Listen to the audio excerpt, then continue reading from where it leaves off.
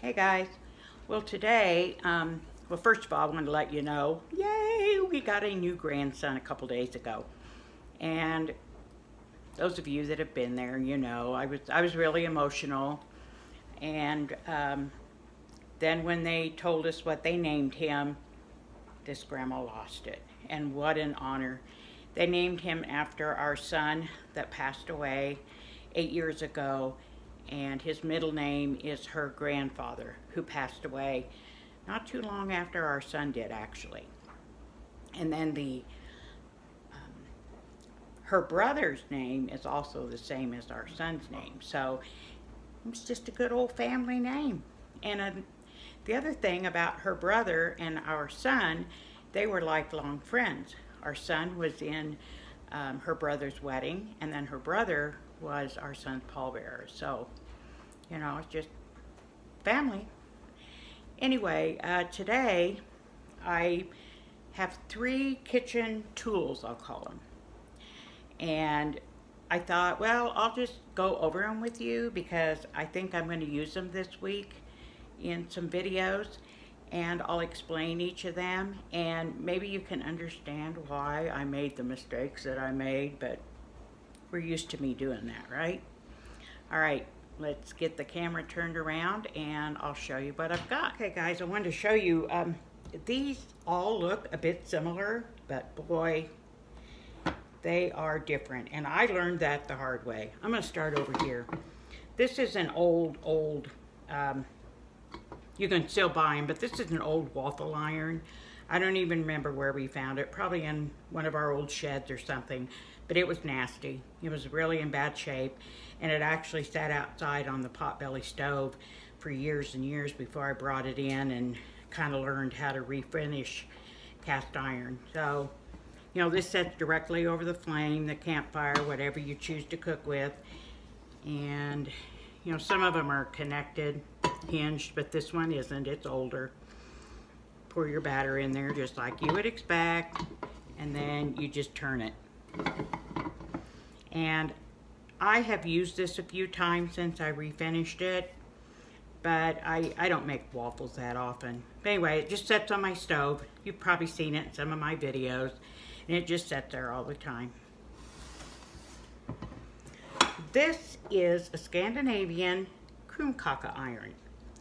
And when I lived in Minnesota, I learned to learn some of the Scandinavian foods and recipes. And I got this as a wedding gift, and you can tell I've used it. I used to make Kroomkaka every year at Christmas and take it to Christmas party because it was kind of a novelty, the Kroomkaka and the rosettes. And seems like everybody makes a lot of people make rosettes now, so it's not that big a deal. But this is also placed directly over the heat, and you put in literally just 1 teaspoon of the batter, and it's a very liquidy batter. And you put in 1 teaspoon, and then you just rotate it over the heat. And when you take it off, it's pliable, and you roll it up on a cone, and it becomes a very light, delicate, crispy cookie, we'll call it. And I've only had it filled with whipped cream and fruit, so I don't know how other ways it's prepared. But that's that one. Now, this I've probably had at least 10 years, maybe longer. Thought I was going to make corn tortillas because I heard they're so much better.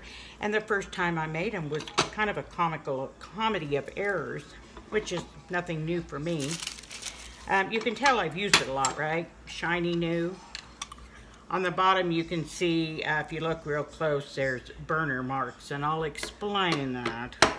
I had the Kroomkaka iron in my mind when I made tortillas.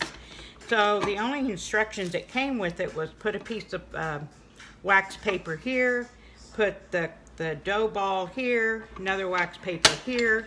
So I had it, and I'm hanging on to it like this, and I had it in my mind I was supposed to do it just like my Kroomkaka iron and the waffle iron.